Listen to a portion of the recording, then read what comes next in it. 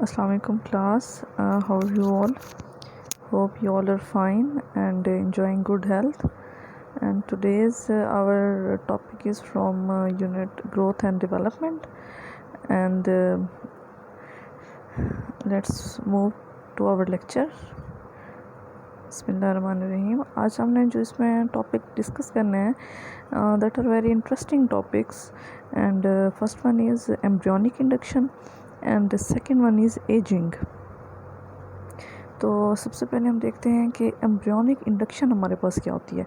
तो इस टॉपिक को समझने से पहले आपको ये पता होना चाहिए कि हमारे पास इंडक्शन का क्या मतलब है। इंडक्शन का जो वर्ड है ये निकला हुआ है इंड्यूस से। इंड्यूस का मतलब होता है किसी और चीज़ के अंदर किसी की प्रॉपर्टीज़ को इंड्यूस कर देना या उसको पेनिट्रेट कर देना, कि वो क्वालिटी उस चीज़ में ना हो लेकिन आप उसको किसी आर्टिफिशली उसके अंदर वो क्वालिटीज़ क्या कर दें, इंड्यूस कर दें या एंटर कर दें। ठीक है, जिसको हम अमल को हम नाम देते हैं इंडक्शन का। तो एम्ब्रियोनिक इंडक्शन का क्या मतलब है कि इसमें हम एक एम्ब्रियो की जो क्वालिटीज़ हैं ना दूसरे एम्ब्रियो के अंदर क्या कर देते हैं, पेनिट्रेट कर देते हैं artificially. That is not natural process, that is an artificial experimental procedure है ये हमारे पास। तो इसमें देखिए हमारे पास की capacity of some cells to evoke a specific development response in an other cell is known as embryonic development. ठीक है, कि इसमें हमारे पास कुछ ऐसे सेल्स होते हैं जिनके अंदर ऐसी कैपेसिटी होती है, ऐसी सलाहियत होती है जो क्या कर सकती हैं, वो किसी और सेल के अंदर जो है डेवलपमेंटल रिस्पॉन्स को अराइज़ कर सकते हैं। ठीक है, कि वो सेल उस वक्त रेडी नहीं होता किसी भी रिस्पॉन्स के लिए, किसी स्पेसिफिक डेवलपमेंट के, लेकिन जब हम उनके अंदर कुछ स्पेसिफिक सेल इंड्यूस करते हैं तो हमारे पास वो सेल क्या हो जाते हैं, एक्टिव हो जाते हैं और वो डेवलपमेंट को जो है रिस्पॉन्स करना शुरू कर देते हैं। तो इसमें जो है एक एक्सपेरिमेंट किया गया। हमारे पास दो साइंटिस्ट थे, हांस स्पेमन एंड हाइल्ड मैंगोल्ड। उसने क्या किया, 1924 में उन्होंने जो है स्लेमेंडर के ऊपर एक्सपेरिमेंट लगाया। ठीक है, स्लेमेंडर हमारे पास जो है एक ऐसा एनिमल है जो हमारे पास एम्फीबियन के ग्रुप में से है। ठीक है, तो उसने क्या किया कि जब वो गैस्ट्रुला की स्टेज पर पहुंचा तो उसने दो एम्ब्रियोज ले लिए। ठीक है, तो दो डिफरेंट एम्ब्रियो लिए डिफरेंट स्लेमेंडर से, कि जब वो गैस्ट्रुलेशन की स्टेज पे थे। ठीक है, तो लास्ट टॉपिक आपने पढ़ा था गैस्ट्रुला का, कि गैस्ट्रुलेशन स्टेज क्या होती है, जब हमारे पास जो है एम्ब्रियोनिक लेयर्स बन रही होती हैं। सही है, तो उसने क्या किया जनाब, उसने जो है एक पीस कट किया from the dorsal side of the blastopore. ठीक है, एक एम्ब्रियो का जो ब्लास्टोपोर हमारे पास एक एरिया होता है, उसका जो डोर्सल साइड थी, उसने क्या किया कि उस डोर्सल ब्लास्टोपोर से कुछ जो है वो पीस रिमूव किए और उसने क्या कर दिया, उसी पीस को जो है उसने दूसरे स्लेमेंडर के गैस्ट्रुला के अंदर उसकी वेंट्रल साइड पे या उसकी लेटरल पोजीशन पे उसको ट्रांसप्लांट कर दिया। ठीक है, तो अब इसमें आपने क्या में रखना है कि हमने एक एम्ब्रियो के डोर्सल साइड से एक पीस काटा। ठीक है, उसको हमने किसी और एम्ब्रियो के जो है वेंट्रल या लेटरल पोजीशन पर उसी जो हमारे पास ब्लास्टोपोर का जो पीस था उसको हमने ट्रांसप्लांट कर दिया। अब हमने ये देखा कि वो जो डोर्सल ब्लास्टोपोर लिप का जो पीस था, उसने क्या किया, उसने जो है उसके न्यूली डेवलपिंग जो हमारे पास दूसरा जो एम्ब्रियो था उसके अंदर उसने नोटोकॉर्ड डेवलप कर ली और सुमाइट सेल डेवलप कर दी है। ठीक है, अच्छा जी, उसके अलावा जो है उसने क्या किया, सेकंड एम्ब्रियो के अंदर जो है एक न्यूरल ट्यूब बना दी। इवन के कंप्लीट जो है उसने नर्वस सिस्टम बन गया, जहाँ हमने उस डोर्सल ब्लास्टोपोर को लिप को जो क्या किया था, प्लेस किया था। ठीक है, तो so the developing embryo has both grafted tissues and induced tissues. ठीक है, तो अब उसने जो है, अब जो हमारे पास न्यूली डेवलपिंग एम्ब्रियो था, अब उसके अंदर क्या था, जो हमने टिश्यूज़ के अंदर ग्राफ्ट किए थे वो भी डेवलप हो रहे थे। ठीक है, एंड इंड्यूस्ड। ठीक है, और लॉस्ट टाइम और लॉस्ट टिश्यूज़, और जो हमारे पास जो लॉस्ट टिश्यूज़ थे वो भी क्या थे, उसके अंदर मौजूद थे। सही है, तो उसका अब ग्राफ्टेड टिश्यू ने अपनी डेवलपमेंट स्टार्ट कर ली। ठीक है, क्योंकि उसके अंदर अब क्या हो चुका था, एक नया फिनोमिना उसके अंदर इंड्यूस हो चुका था। ठीक है, तो लेटर ऑन ये देखा गया कि only the cells from the dorsal pore were capable of inducing a complete embryo. ठीक है, तो हमने जब बाद में इन्वेस्टिगेशन की तो पता चला कि जो हमारे पास वो सेकेंड एम्ब्रियो था उसके अंदर कंप्लीट डेवलपमेंट जो है वो किसकी वजह से हुई है, डोर्सल लिप ऑफ ब्लास्टोपोर की वजह से, जो कि हमने एक फर्स्ट एम्ब्रियो से जो है वो रिमूव किया था। तो अब इससे यही पता चला कि the area correspond to the presumptive area of notochord, somite and prechordal plate, कि हमारे पास basically dorsal lip of blastopore ही ऐसा एरिया होता है जो रिस्पॉन्सिबल होता है किस चीज़ के डेवलपमेंट के लिए, नोटोकॉर्ड की डेवलपमेंट के लिए। सोमाइट्स की डेवलपमेंट के लिए, सोमाइट्स कहते हैं बॉडी सेल्स को, ठीक है। और प्री कॉर्डल प्लेट, ठीक है ना, प्री कॉर्डल प्लेट हमारे पास क्या होती है, जिसने फ्यूचर में नोटोकॉर्ड और प्री कॉर्डल प्लेट ने मिलकर पूरा एक नर्वस सिस्टम जो है उसने इंड्यूस करना होता है। तो इसका मतलब है कि हमारे पास जो है इसमें ये जो इंड्यूसिंग सेल्स हैं वो हमारे पास कौन से हैं, डोर्सल लिप ऑफ ब्लास्टोपोर के हैं। तो स्पीमैन ने जो है इस डोर्सल लिप एरिया को नाम दिया प्राइमरी ऑर्गेनाइजर्स का, ठीक है, क्योंकि प्राइमरी ऑर्गेनाइजर ये वही हमारे पास यही ऐसे टिश्यूज़ थे जिनके अंदर ये एबिलिटी थी कि वो क्या कर सकते थे, किसी सेकेंडरी एम्ब्रियो के अंदर कोई नए टिश्यूज़ को इंट्रोड्यूस करा सकते थे। तो इस इंडक्शन को उसने नाम दिया प्राइमरी इंडक्शन का, ठीक है। तो ये देखें, एक उसके एक्सपेरिमेंट को एक डायग्राम से शो करने की कोशिश की गई। तो आप इसमें देख सकते हैं, लेफ़्ट से स्टार्ट करें पहली डायग्राम। तो इसमें देखें कि डोर्सल लिप इसको येलो कलर से शो किया गया है, ठीक है। तो इसको हमने क्या किया, डोर्सल लिप ऑफ ब्लास्टोपोर था। अब इसमें से हमने एक मेसोडर्म को जो है वो डिस्कार्ड किया opposite to the dorsal plate, ठीक है। और फिर हमने उसको न्यूली जो हमारे पास सेल थे उसके अंदर इंड्यूस कर दिया। तो आप देख सकते हैं कि इसमें जो हमारे पास डोनर का मेसोडर्म था, ठीक है ना, from the dorsal blastopore lip, इसको हमने नए उसमें इंड्यूस कर दिया। तो अभी हमने देखा कि इसने प्राइमरी न्यूरल फोल्ड बना दिए, उसके अलावा जो सेकेंडरी न्यूरल डेवलपमेंट हो गई, ठीक है। और इसके अंदर प्राइमरी नोटोकॉर्ड और न्यूरल डेवलपमेंट हुई। उसी तरह कुछ इसके अंदर सेकेंडरी नोटोकॉर्ड और न्यूरल डेवलपमेंट हुई। मतलब जो हमने डोर्सल लिप ऑफ ब्लास्टोपोर से सेल लिए तो उन्होंने प्राइमरी इंडक्शन कर ली, और जो उसके अपने अंदर सेल मौजूद थे उन्होंने फिर मजीद जो है मजीद प्राइमरी इंडक्शन के नतीजे में जो सेल्स बने उन्होंने मजीद जो हमारा इंडक्शन स्टार्ट किया उसको हम नाम देते हैं सेकेंडरी इंडक्शन का। तो सेकेंड हमारा प्रोसेस है दैट इज़ एजिंग, ठीक है ना। एजिंग कहते हैं बुढ़ापा, ठीक है। तो ये हमारे पास एक बहुत ही एक कह सकते हैं कि एक सैड प्रोसीजर है हमारी लाइफ का, क्योंकि हमें पता है कि एजिंग के बाद जो है इंसान की लाइफ क्या हो जाती है, ख़त्म हो जाती है। बुढ़ापा हमारी ज़िंदगी की सबसे लास्ट स्टेज है, ठीक है। पहले बचपन से जवानी, जवानी से फिर बुढ़ापा, ठीक है। तो आप इसमें देखें कि एजिंग हमारे पास क्या है, ये हमारे पास एक इनएविटेबल प्रोसेस है, एक ऐसा प्रोसेस जिसको आप रोक नहीं सकते।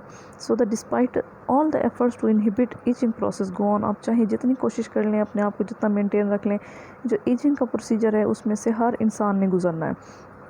तो इसको हम किस तरह डिफाइन कर सकते हैं, negative physiological changes in our body के, हमारी बॉडी के अंदर एक ऐसी फिजियोलॉजिकल चेंजेस, यानी कि हमारी फिजियोलॉजी कहते हैं हमारी बॉडी के ऑर्गन्स में ऐसी चेंजेस जो क्या हैं, जो नेगेटिव हैं, जो इसका मतलब है कि ऐसी चेंजेस जो हमारी ऑर्गन को नेगेटिव की तरफ लेके जाएं या उनकी जो फंक्शनिंग है उसको क्या कर दें, स्लो डाउन कर दें, उसको हम एजिंग कहते हैं। तो आप देख सकते हैं यहाँ पे एक फ़ीमेल है हमारे पास, उसकी स्टेजेस दिखाई हुई हैं। तो फर्स्ट इसके लेफ़्ट में जो हमारे पास पिक है उसकी बिल्कुल फ्रेश यूथ उसकी दिखाई गई है। फिर सेंटर में आप देखें उसके ऊपर आहिस्ता आहिस्ता एजिंग आ रही है, और थर्ड वन देखिए बिल्कुल अब ये बिल्कुल बेचारी एजड हो गई है यहाँ पे आके, ठीक है। तो आप इसमें देख सकते हैं कि उसमें कितना डिफरेंस आ गया है उसके फेस में। तो अब ये देखें कुछ हमारे पास जो है ये एक कंपैरिजन दिया हुआ है, एक ये यूथफुल फेस का और एक एजड फेस में क्या फ़र्क है। तो फर्स्ट वन देखिए, इसमें शॉर्ट वर्टिकल आईलिड्स के, हमारे जो आईलिड्स होते हैं उसके नीचे ना जब हम यंग एज में हैं तो कोई इतनी झुर्रियाँ नहीं होती, कोई इतनी लाइनिंग नहीं होती, लेकिन जब हम बुढ़ापे के स्टेज पे पहुंचते हैं तो उसके वर्टिकल लाइन्स क्या हो जाती हैं, इंक्रीज़ हो जाती हैं, ठीक है। सो हाई मोलर फैट पैड, हमारे जो चिक्स के ऊपर जो एक बोन होती है, ठीक है, बड़ी खूबसूरती वो जिसके ऊपर हम ब्लश ऑन यूज़ करते हैं, बड़ी प्यारी सी वो बोन होती है, ठीक है। तो उसके ऊपर मास ऑफ हमारे पास जो है होता है, मसल्स का मास होता है। लेकिन अगर हम इसी को देखें एजिड में तो उस जगह पे क्या आ जाते हैं, टीयर की जगह एक तो वो डिफॉर्म हो जाती है, और उसके अलावा हमारे पास प्री ऑर्बिटल होलिंग आ जाती है, ठीक है, जो आंख के नीचे गढ़ा आ जाता है, ठीक है। क्यों हो जाता है, क्योंकि हमारे मसल्स क्या हो जाते हैं, वीक हो जाते हैं। उसी तरह हमारी मॉरल जो फैट्स हैं वो क्या हो जाते हैं, फैट पैड भी बेचारा लो हो जाता है। इस तरह हमारे जो सॉफ्ट नेज़ोलेबियल फोल्ड्स हैं वो क्या होते हैं, उस वक्त सॉफ्ट होते हैं। लेकिन अगर हम एजिड में देखें तो वहीं जो हमारे पास जो उसके नेज़ोलेबियल फोल्ड्स हैं वो क्या हो जाते हैं, वो बेचारे जो है वो क्या हो जाते हैं, फ्लेक्सिबल हो जाते हैं, ठीक है ना, बिल्कुल जैसे एक लटक जाते हैं या सॉफ्ट हो जाते हैं, ठीक है। उसी तरह हमारे पास जो जा लाइन वो क्या हो जाती है, वो पहले वाज़े होती है यूथ में, लेकिन बाद में वो जा लाइन क्या हो जाती है, वो नज़र नहीं आती, वो ड्रॉप हो जाती है, क्योंकि उसके ऊपर पूरी जो स्किन का मास लटक जाता है, ठीक है। तो इससे हमारे पास क्या आ जाती है, पूरे फेस का एक यूँ समझ लें कि टेक्सचर ही चेंज हो जाता है यूथ से जब हम एजिंग में आते हैं। तो साइंस ऑफ एजिंग हमारे पास क्या है, अब कैसे पता चलता है कि एक इंसान पे बुढ़ापा आना शुरू हो गया। सबसे पहले तो हमारे हेयर का पिगमेंट लॉस होता है। अब देखते हैं कि यूथ में जो है हमारे पास ब्लैक कलर के हेयर्स पाए जाते हैं, ठीक है, और उसी तरह ब्राउन कलर के हेयर्स होते हैं, बड़े खूबसूरत कलर के। लेकिन जैसी एजिंग स्टार्ट होती है हमारी हेयर का जो भी पिगमेंट है वो क्या होता है, लॉस होना शुरू हो जाता है और वाइटनिंग आना शुरू हो जाती है उसमें। उसी तरह development of small pigmented area, हमारे फेस पर क्या आना शुरू हो जाते हैं, फेस और आर्म पे पिगमेंट आना शुरू हो जाते हैं। स्किन क्या हो जाती है, बिल्कुल डीफॉर्म सी होना शुरू हो जाती है। उसके अलावा drawing and wrinkling of skin, ठीक है, स्किन ड्राई हो जाती है, ठीक है, और रिंकल आ जाते हैं, उस पर झुर्रियाँ आ जाती हैं, ठीक है, स्किन बिल्कुल बेचारी जो है क्या हो जाती है, फ्लेक्सिबल सी हो जाती है। उसके अलावा लॉस ऑफ एजिलिटी, एजिलिटी हम कहते हैं स्किन के अंदर शाइनिंग खत्म हो जाती है, उसकी स्ट्रॉन्गनेस खत्म हो जाती है। उसके अलावा increase weight due to fats, तो हम देखते हैं कि मोस्टली जो बुढ़ापे में जो है स्पेसिफिकली वीमेन के हवाले से, तो उनका वेट क्या हो जाता है, इंक्रीज़ हो जाता है। वो फैट्स जो हम अपनी पूरी जवानी में जो है हम ऐसे ऑयली फूड खाते रहे या हमने खुराक की किसी किस्म की कोई परहेज़ नहीं की, ठीक है, तो वो फैट्स क्या होता है हमारी बॉडी में अकोमुलेट हो जाता है। तो जब लेटेस्ट ऑन स्टेजेस में जाके ये फैट क्या करता है, हमारी बॉडी में वेट को इंक्रीज़ कर देता है। पुअर विजन, ठीक है, हमारे जो आई साइट है वो वीक होना शुरू हो जाती है। अब देखते हैं कि जितने भी बुजुर्ग हैं हमारे पास, वो बेचारे हमारे पास जो वो ग्लासेस यूज़ करते हैं। उसके अलावा फॉरगेटफुलनेस, ठीक है, ये एक बड़ा जो है पेनफुल साइन है कि बुढ़ापे जैसे ही आता है हमारी जो याददाश्त है वो कमज़ोर होना शुरू हो जाती है। अब देखते हैं अपने बुज़ुर्गों को कि वो क्या, उनको थोड़ी देर पहले अगर कोई बात बताते हैं तो वो थोड़ी देर बाद वो बात भूल जाते हैं, ठीक है, तो अगेन वो पूछना शुरू कर देते हैं। उसी तरह जनरल वीकनेस आ जाती है, पूरी बॉडी में वीकनेस आ जाती है, उनको ज़्यादा थकावट महसूस होती है। और उसके अलावा जो हमारी बॉडी में इम्यूनिटी कम हो जाती है, ठीक है, मुख्तलिफ बीमारियों का अटैक होना शुरू हो जाता है बुढ़ापे में। इसलिए कहते हैं कि जो हमारे बुज़ुर्ग हैं उनका ख्याल ज़्यादा रखना चाहिए। और हमारे ऑर्गन वो क्या होना शुरू हो जाते हैं, डीजनरेट होना शुरू हो जाते हैं, ठीक है। स्पेसिफिकली जो हमारे बॉडी में जॉइंट्स होते हैं, हड्डियों का दर्द शुरू हो जाता है, आर्थराइटिस होना शुरू हो जाता है। आर्थराइटिस भी हड्डियों की एक बीमारी है। ये किस वजह से होती है कि हमारी हड्डियों की जो कार्टिलेज है उसकी लेयर क्या हो जाए, डीजनरेट हो जाए, टूट जाए, तो हड्डियाँ क्या होती हैं आपस में, हड्डियों के जोड़ जो है वो आपस में रगड़ खाना शुरू हो जाते हैं, फिर वहाँ पे स्वेलिंग स्टार्ट हो जाती है। उसके अलावा जो है जो हमारी ट्यूनिका मेडिका, ठीक है, ट्यूनिका मीडिया, ठीक है, ये हमारे पास ब्लड वेसल्स की मेम्ब्रेन में एक मटेरियल होता है, ठीक है, तो वो टिश्यूज़ क्या होना शुरू हो जाते हैं, उनके अंदर इलास्टिसिटी कम हो जाती है, वो स्टिफ हो जाते हैं, सख्त हो जाते हैं। तो इसकी वजह से क्या हो जाती है, आर्टीरियोस्क्लेरोसिस, ठीक है, हमारे ब्लड वेसल्स क्या हो जाती हैं, बहुत ज़्यादा सख्त हो जाती हैं। इसका क्या नतीजा निकलता है, राइज इन ब्लड प्रेशर, कि जब हमारी बॉडी में उस वेसल में से जब ब्लड गुजरता है तो क्योंकि वो जो आर्टरीज़ हैं अपनी फ्लेक्सिबिलिटी लॉस कर चुकी होती हैं, तो ब्लड क्या होता है, उसका प्रेशर बहुत ज़्यादा बढ़ जाता है और ब्लड की क्लॉटिंग शुरू हो जाती है कोरोनरी आर्टरीज़ में, ठीक है, हमें हार्ट की आर्टरीज़ में ब्लड क्लॉट होना शुरू हो जाता है। क्योंकि बाज़ औक़ात बहुत सारे बुज़ुर्गों को कोलेस्ट्रॉल का मसला हो जाता है, क्योंकि हमारी बॉडी में फ़ैट डिपॉजिट हुआ होता है। तो इससे क्या होता है, ब्लड जो है आहिस्ता आहिस्ता क्लॉट होना शुरू हो जाता है, ब्लड क्लॉटिंग फैक्टर जो है वो रिस्पॉन्स करना छोड़ देते हैं। तो अब प्रोसेस ऑफ एजिंग कैसे होती है, वैसे तो साइंटिस्ट का यही ख्याल है कि अब तक इसका कोई हमने एग्जैक्ट प्रोसीजर तो हम नहीं जान पाए कि एजिंग क्यों होती है। लेकिन कुछ ऐसे साइंटिफिक फैक्ट्स हैं जिसकी वजह से जिसने सपोर्ट किया है कि वाई एजिंग अकर।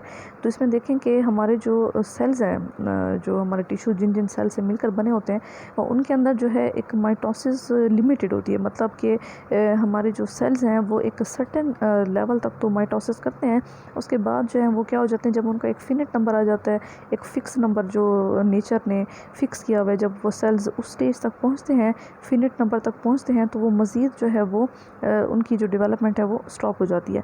क्योंकि उस वक्त तक हमारे टिश्यूज़ हैं, हमारे ऑर्गन्स हैं, वो फुली क्या हो चुके होते हैं, ग्रोन हो चुके होते हैं, अब उनको मज़ीद सेल्स की ज़रूरत नहीं है। दैट्स वाई माइटोसिस जो है उनके अंदर क्या हो जाती है, स्टॉप हो जाती है। मिसाल के तौर पे हमारा जो नर्वस सिस्टम है, ठीक है ना, हमारी मेंटल एक्टिविटी है, उसी तरह हमारी मेमोरी डिटोरिएट है, ठीक है, ये हमारे पास हमारे नर्वस सिस्टम जब एक दफ़ा डेवलप हो जाता है ना, तो उसके बाद माइटोसिस क्या हो जाती है, उसके अंदर स्टॉप हो जाती है। अब थ्रू आउट द लाइफ वो सेल्स क्या करते हैं, अपना फंक्शन परफॉर्म करते हैं, तो आहिस्ता आहिस्ता क्या हो जाती है, सेल के ऊपर अपने फंक्शनिंग करना वो छोड़ देते हैं सेल्स, ठीक है ना। तो उससे क्या हो जाता है कि हमारा नर्वस सिस्टम वीक हो जाता है बुढ़ापे में आके, और फिर स्पेशली उस पर उसका इफेक्ट जो है हमारी मेमोरी पर पड़ता है। अब नए सेल तो बनने से रहे, क्योंकि जितने सेल बनने थे वो तो बन चुके हैं, ठीक है। तो इस तरह जो है क्या होना शुरू हो जाती है, मेमोरी लॉस होना शुरू हो जाती है। उसके अलावा हमारे जो इंट्रासेलुलर सब्सटेंसेस हैं एजिंग के दौरान जो है उसमें भी बड़ा फ़र्क आता है। इंट्रासेलुलर सब्सटेंस कौन से होते हैं, जो हमारे पास जो है विद इन सेल्स मौजूद होते हैं। मिसाल के तौर पे जो है हमारे पास कोलेजन फाइबर्स हैं, ठीक है ना, कोलेजन जो हमारी हड्डियों में मौजूद होते हैं। अब उनको जो है एक अपने क्रॉस लिंकेज की ज़रूरत है अपने प्रोटीन मॉलिक्यूल के, ठीक है। तो इससे क्या होता है कि जब elastic tissues with the passage of time अपनी इलास्टिसिटी क्या कर देते हैं, छोड़ देते हैं, तो इससे टिश्यूज़ क्या हो जाती हैं, बहुत ज़्यादा हार्ड हो जाती हैं। तो कोलेजन जो है वो अपने प्रोटीन मॉलिक्यूल के साथ जो है वो अटैच नहीं हो पाता, तो हमारी जो कार्टिलेज की लेयर है वो क्या हो जाती है, बहुत ज़्यादा स्टिफ हो जाती है। और उसकी वजह से क्या होता है, हड्डियों के अंदर जोड़ जो हैं वो सूजना शुरू कर देते हैं, या उनके अंदर क्या आ जाती है, शदीद किस्म की जो है थिकनेस आ जाती है, एक अकड़ आ जाता है, अकड़ा हो जाता है बॉडी में। तो इसकी वजह से मुख्तलिफ आर्थराइटिस हैं, ऑस्टियोपोरोसिस है, फिर ये मसाइल शुरू हो जाते हैं। थर्ड वन हमारे पास हो जाती है कि स्पॉन्टेनियस म्यूटेशन के कुछ हमारे सेल्स हैं उसके अंदर क्या हो जाती है, म्यूटेशन आ जाती है। म्यूटेशन हम किसे कहते हैं कि change in the DNA sequence, nucleotide sequence में अचानक से कोई तब्दीली आ जाती है, जिसकी वजह से क्या हो जाते हैं, कुछ सेल्स लॉस हो जाते हैं, या फिर हमारे टिश्यूज़ क्या हो जाते हैं, वो डीजनरेट हो जाते हैं। तो अब ये स्पॉन्टेनियस प्रोसीजर है, ये नेचर की तरफ से हम इस बारे में कुछ मतलब हम उस पर किसी किस्म का कोई कंट्रोल नहीं रख सकते। तो अब यहाँ पर कुछ फैक्टर्स बताएंगे कि कंट्रोल ऑफ एजिंग, मतलब ये नहीं लिखा bus stop of ageing, control of ageing, यानी कि आप बुढ़ापे को रोक तो नहीं सकते कि वो आप पे कभी बुढ़ापन आए, लेकिन ये है कि उसको आप डिले कर सकते हैं कि कुछ टाइम के लिए मतलब आप ऐसी कुछ स्टेप्स ले सकते हैं जिसकी वजह से कुछ टाइम के लिए एजिंग जो है वो आपसे दूर रहे। तो इस हवाले से देखिए हमारे पास जो है एक तो रेगुलर मील लें, ठीक है, आप अपनी खुराक पे बहुत ज़्यादा तवज्जो दें और अच्छी खुराक खाएं। ये नहीं कि ऐसी खुराक खाएं कि जो आपको बाद में से ज़िंदगी के स्टेजेस में जाके मसाइल पैदा करें। ऐसी डाइट लें जो फुल ऑफ प्रोटीन हो, ठीक है, फुल ऑफ न्यूट्रिशन हो। उसके अलावा दूसरे है रेगुलर एक्सरसाइज, ठीक है, आप एक्सरसाइज करें, जिम ज्वाइन कर लें, ठीक है, इवन और कुछ नहीं तो कम से कम वॉक ही कर लें सुबह शाम, ठीक है। इससे क्या होता है, हमारी बॉडी के मसल जो हैं वो रिन्यू होते रहते हैं, उनको मुसलसल एनर्जी मिलती रहती है, एटीपी मिलती रहती है। उसके अलावा एडिक्वेट स्लीप, ठीक है, एडिक्वेट स्लीप बड़ी अहम है कि आपको 8 घंटे कम से कम अपनी नींद मुकम्मल करनी चाहिए, सही है। एक पहले ज़माने में मिसाल होती थी early to rise and early to sleep, ठीक है, कि हमें जो है जल्दी सोना चाहिए और जल्दी उठना चाहिए, ठीक है। इससे इंसान क्या होता है, make a man healthy wealthy and wise, ठीक है। ये बड़ी एक ज़बरदस्त मिसाल है। अगर आप अपनी नींद पूरी करते हैं, टाइम पे सोते हैं, टाइम पे उठते हैं, तो आपकी ऑटोमेटिकली आपकी पूरी बॉडी क्या होगी, वो पीस में आ जाएगी, एक जो है उसके अंदर एक डिसिप्लिन में रहेंगी और फ्रेश रहेगी आपकी बॉडी। तो काफ़ी टाइम तक जो है जब आप खुद फ्रेशनेस महसूस करेंगे तो बुढ़ापा आपसे दूर रहेगा। उसके अलावा एब्सिस्टेंस फ्रॉम द स्मोकिंग, ठीक है, स्मोकिंग से दूर रहें, ठीक है। ये बड़ा ही एक नेगेटिव इफेक्ट है हमारे ऊपर। जब हम स्मोकिंग करते हैं तो हमारे लंग्स जो है वो आहिस्ता आहिस्ता आहिस्ता आहिस्ता डैमेज होना शुरू हो जाते हैं। तो एक ऐसी स्टेज आती है कि जब आपके लंग्स बिल्कुल पूरे ख़त्म हो चुके होते हैं, और जब आपके लंग्स जो है, आपको पता है हमारे लिए क्या है, वो हमारे बॉडी के बफर्स हैं, वो हमारी बॉडी को ऑक्सीजन देते हैं। तो जब हमारी सेल्स को ऑक्सीजन नहीं मिलेगी तो सारी बात है, सेल्स भी आहिस्ता आहिस्ता क्या होंगे, उनकी जो फंक्शनिंग है वो लॉस होना शुरू हो जाएगी। एंड मेंटेन आइडियल वेट, ठीक है। आइडियल वेट कैसे आएगा कि जब आप क्या करेंगे, अपनी मील पर तवज्जो देंगे, खुराक पे तवज्जो देंगे, ठीक है, अच्छी खुराक खाएंगे और अपनी वेट का ख्याल रखेंगे। तो ये सारे कुछ ऐसे फैक्टर्स हैं जिसको साइंटिस्ट ने एक उन्होंने एज्यूम किया है कि अगर हम इन सब चीज़ों पे अमल कर लें तो कम से कम हमारी जो ज़िंदगी है वो 11 साल बढ़ सकती है, ठीक है, इंक्रीज़ हो सकती है। वेरी बिग टाइम, लेकिन ये एक एस्टिमेट है, सही है। लेकिन अगर कोई इस पर थॉरली अमल करें तो हो सकता है कि उसकी लाइफ वाकई 11 साल जो है वो बढ़ जाए।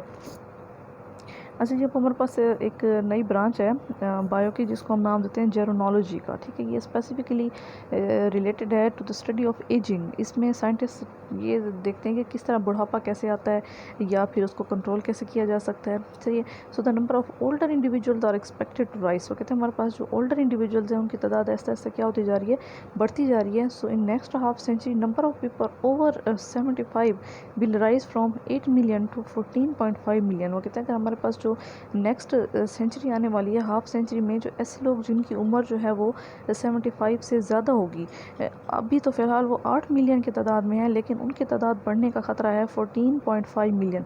अब देखें ये कितनी बड़ी तादाद है कि 75 से ऊपर की एज के लोग क्या होंगे, 14.5 मिलियन से भी ज़्यादा हो जाएंगे, ठीक है। उसी तरह जो हमारे पास 80 एज से ऊपर होंगे उनकी तादाद बढ़ने का है हमारे पास 5 मिलियन से लेकर 12 मिलियन तक। सो ये the human life span is just to be maximum 120 to 125 years, ठीक है। तो हमारे पास जो है अभी जो जर्नोलॉजिस्ट हैं वो यही चाहते हैं कि अगर हम ऐसी तमाम उनकी इंस्ट्रक्शंस पर अमल करें जिससे हम अपनी लाइफ को हेल्दी कर सकते हैं, तो हमारे पास जो है हमारी लाइफ के स्पैन बढ़ने से जो एजड लोग हैं उनकी तादाद में क्या हो जाएगा, इजाफा हो जाएगा, ठीक है। तो मतलब कि लोग ज़्यादा अरसे तक ज़िंदा रह सकेंगे। तो हमारे पास प्रेजेंट गोल क्या है जेरोनोलॉजी का, not to increase the life span but to increase the health span, कि लोग चाहे जितनी भी उम्र रहें लेकिन उनको हेल्दी लाइफ स्पैन रहे, वो ऐसी ज़िंदगी गुजारें जो हेल्दी लाइफ हो, इंजॉय कर सकें अपनी लाइफ को, क्योंकि एक हेल्दी इंसान ही अपनी लाइफ इंजॉय कर सकता है।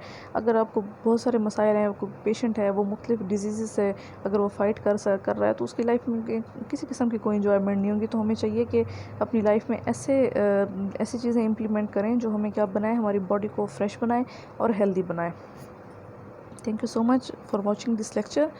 Kindly submit your attendance in the link given in the comment box and keep following these lectures. Thank you so much.